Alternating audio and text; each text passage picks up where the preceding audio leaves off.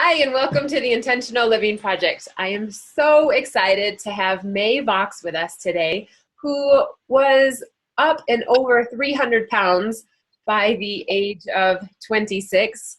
And now, 12 years later, she is a yoga teacher, a personal trainer, and helping people all around the world reach their health goals.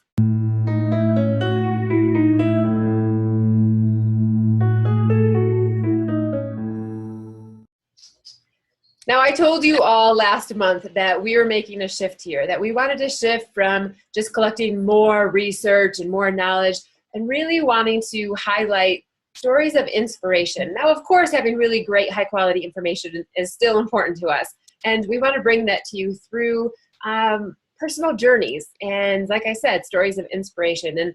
And Mai Vox is somebody that I've been following on Facebook.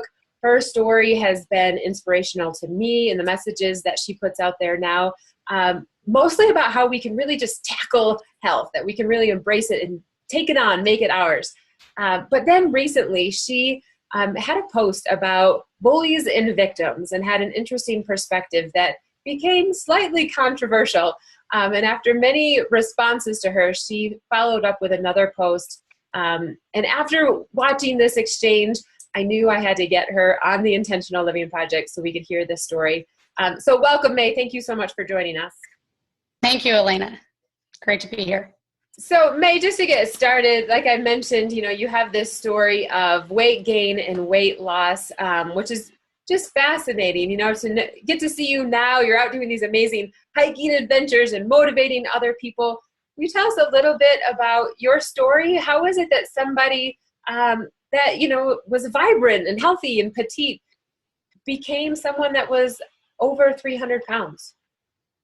Well, it actually started back in high school. I did not know that I was petite. I had a 26-inch waist, and my mother actually called me a lot of names on a regular basis that would make me feel like I was obese. Anytime that I ate, she felt that I was overeating, and she mocked that a lot. And then between picking on my weight a lot, and she was a yo-yo dieter herself, I just started not eating correctly, but I didn't know that at the time. Started attracting a lot of people into my life that would support the bad and negative things coming into my ears, as opposed to, no, that's not true. You have a 26-inch waist, then you're thin. And so I ate more, and I moved less, and as time progressed, I ended up in an extremely horrible relationship that a lot of food started going into my system, and I started realizing that that food was easy and life was not so easy. So I started combating everything that I went through that was difficult with eating more, because that was sustaining my level of feeling full, that was filling that void, and that was making me be able to get through everything that I was going through that was difficult. So let's fast forward. You're in a really difficult position, in a difficult relationship. You're eating a lot. You find yourself over 300 pounds. And then what happens?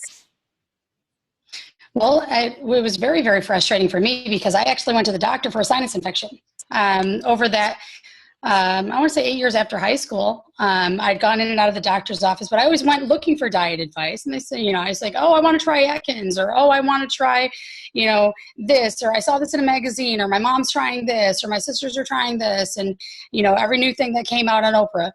And I wanted to try all those things. And the doctor would say, yeah, you can try that. Yeah, walk off the weight, and this, that, and the other thing. The doctors never came to me, though, about my weight, because they would support me losing weight, of course. But then I actually weighed in with this sinus infection at 299.5, and I was 26 years old, and the doctor shut the door and said, and it was terrifying to me. He shut the door and he said, looked me dead in the eye and said, I don't care how you get the weight off, get it off. And it just kind of it made me shudder. It almost sent chills up and down my spine. And I really didn't know how to handle that at the time. I said, well, am I healthy? Am I going to die? What's the big deal? Well, I'm here for a sinus infection.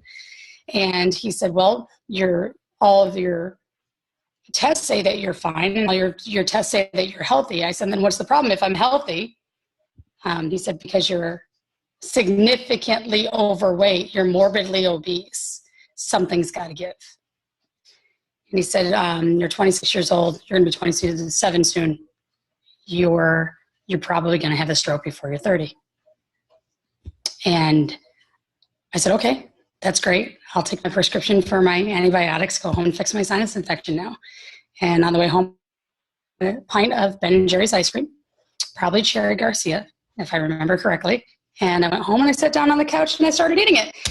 And I remember a commercial came on at the time, and it was Stroke Awareness Month. And this woman that was paralyzed on half of her face, she, started talking about getting checked for strokes and doing all the different things that you need to do to be aware of the things that strokes can do to your body and do to your life. And she was speaking outside of her face because this whole side was paralyzed and the whole side of her body was. And it was really, really scary because I was like, oh my God, my grandmother has had a stroke. So I yelled up to my husband at the time and said, baby, if I have a stroke, will you take care of me for the rest of my life? And my husband, then of 9 years, says and yells down, no,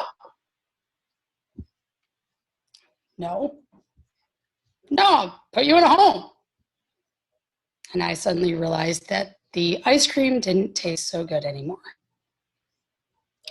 So I put the spoon down and I put the ice cream down and I said, it's time to change my life. So began my journey. I love how those messages come up. The doctor mentioned the stroke. You saw a commercial on stroke, and all of a sudden your wheels are spinning going, hang on, I better listen here. It was like the trifecta of, oh my God, yeah, do something now. Yeah. And so, May, what are the steps you took? What did you do to create such a drastic change in your life? Well, I was on a lot of medications at the time. My doctors didn't really know what was wrong with me. I actually wouldn't find out for 4 more years that I have lupus. And rheumatoid arthritis runs in my family. So it was a lot of things that it was masked by a lot of things. And then being 300 pounds overweight and you say everything hurts and my joints hurts, the doctors say lose weight. Okay, duh.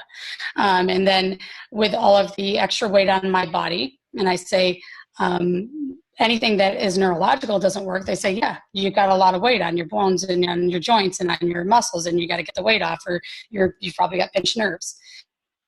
Listen to me, because I was morbidly obese. So I was on a whole lot of medications, because if doctors aren't listening to me and there's nothing wrong with me, clearly I'm insane.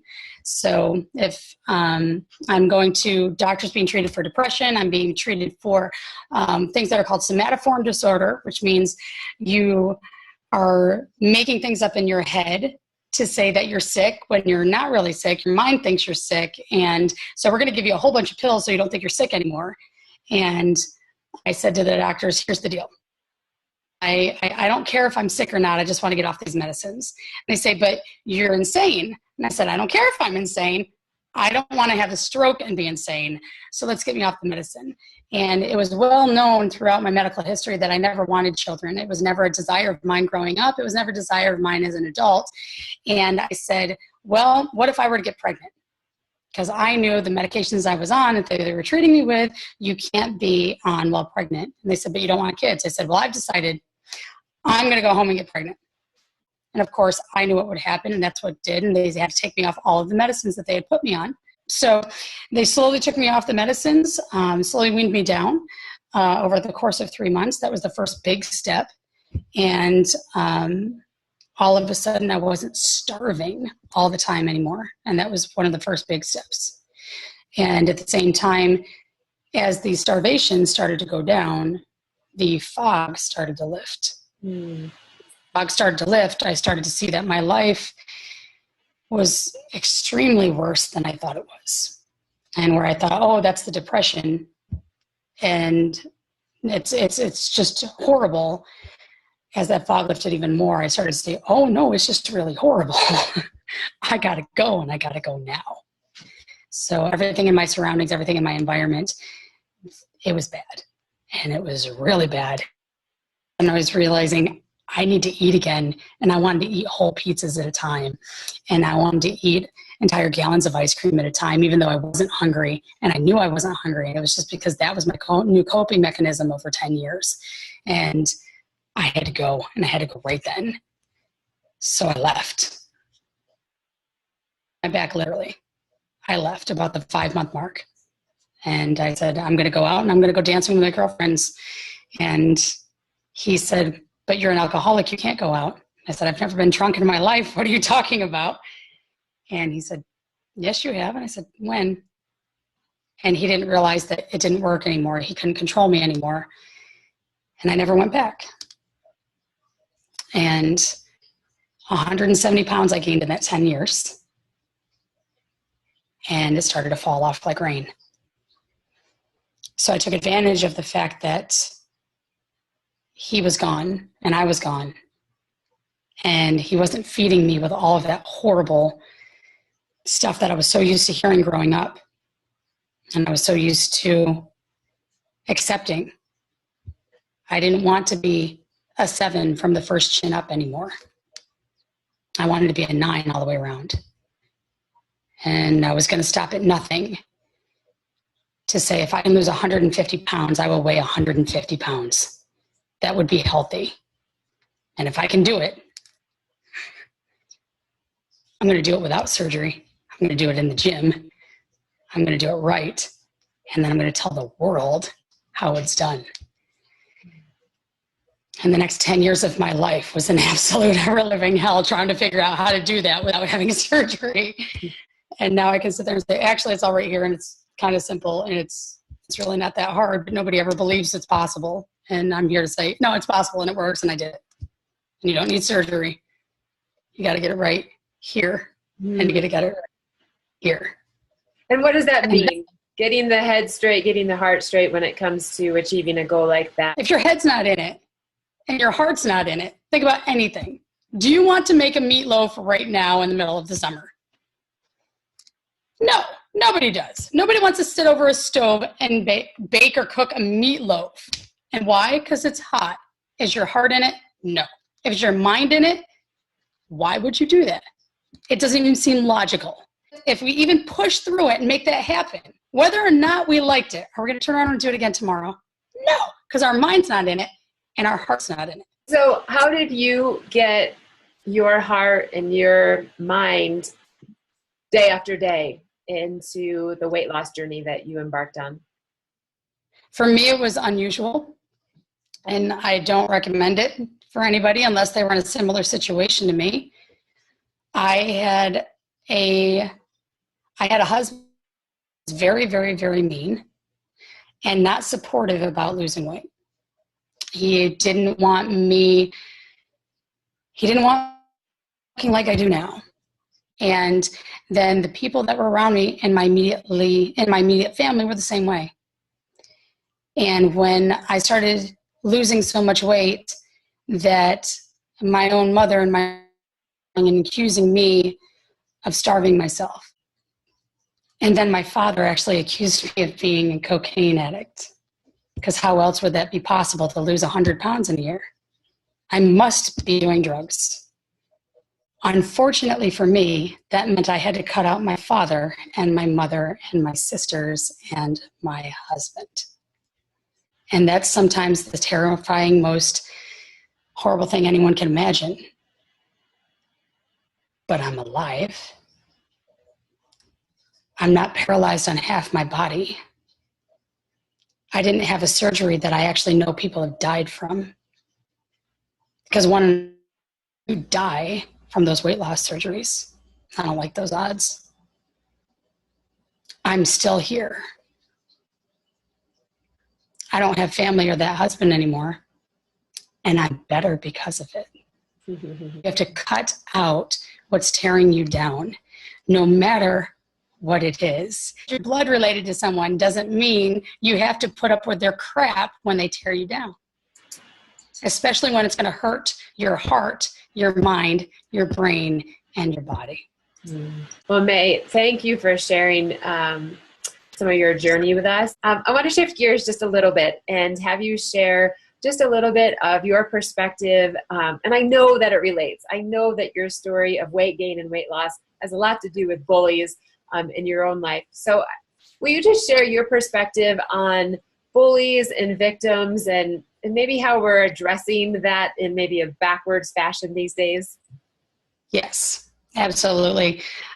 I now see, especially up on Facebook a lot with the different things that parents are going through, the biggest new almost movement, so to speak, is praising and honoring the victim and celebrating almost the victim and shaming, so to speak, the bully and going after the child that's the bully.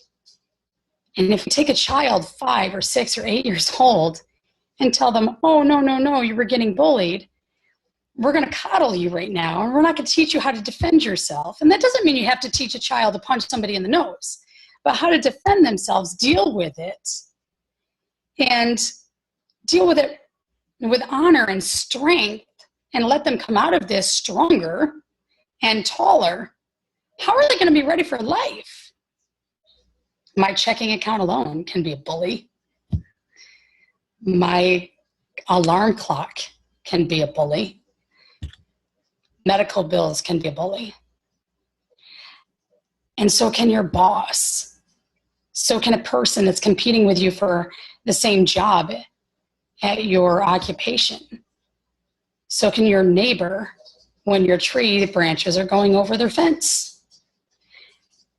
It never stops. Right now, I have a bully in my. I sit there saying, what's going on? How do I deal with this? Do I give in? Or is my role in life right now to succumb to this bully or rise above it, or walk away from it?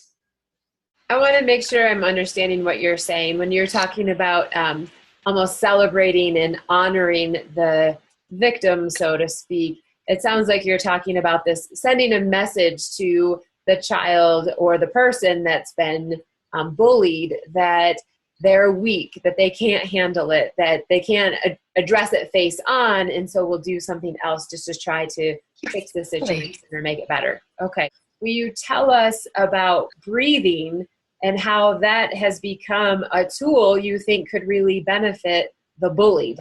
Anytime your breath and the exhale is longer than your inhale, you're naturally de-stressing yourself. It's called pranayama when we are practicing yoga. It's paying attention to the breath and doing breathing exercises. A lot of people think that the yoga is a bunch of poses. That's only 1/8 of yoga. An equal 1/8 of yoga is just breathing. So you take a deep breath in, your lungs expand. You can even hold that at the top. Retention of breath is still paying attention to that breath. And then